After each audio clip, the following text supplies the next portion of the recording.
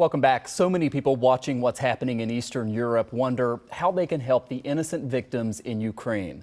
There are a lot of great nonprofits doing heroic work, and they could use your donations. One is called Direct Relief. It supplies life-saving medication to countries all over the world. And right now, in those war-torn parts of Ukraine, the need is greater than ever. I had the pleasure earlier today to talk with Thomas Tighe, Direct Relief's president and CEO. Here's part of what he told me when we talked from his organization's headquarters and medical distribution center in California.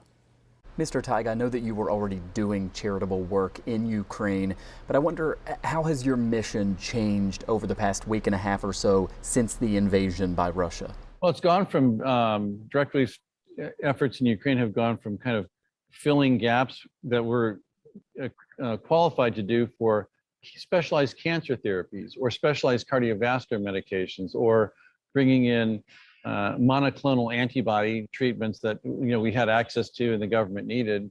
That's gone from sort of focused and niched to now broad scale across the board. We're set up to mobilize and connect prescription medical medications and other medical resources.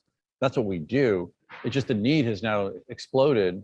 At the same time, the channels have contracted, because of the war.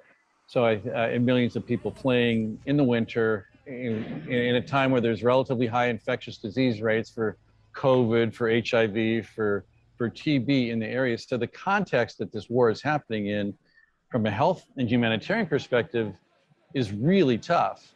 And wars are always the toughest kind of environment for a humanitarian group to work, because it's, unlike a natural disaster where everyone's trying to clear the path and open up access, one side's trying to bomb and prevent access.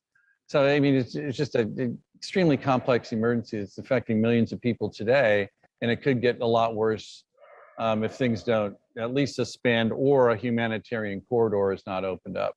That obviously hasn't happened yet. How difficult is it now to be able to get those medical supplies into Ukraine and to get it to the people who are at this moment so desperately in need? Well, I think it's getting harder every day, just because of the access points are choked. And I think that with the cities under siege and active bombing going on, it's obviously interrupted normal delivery schedules, as they would say.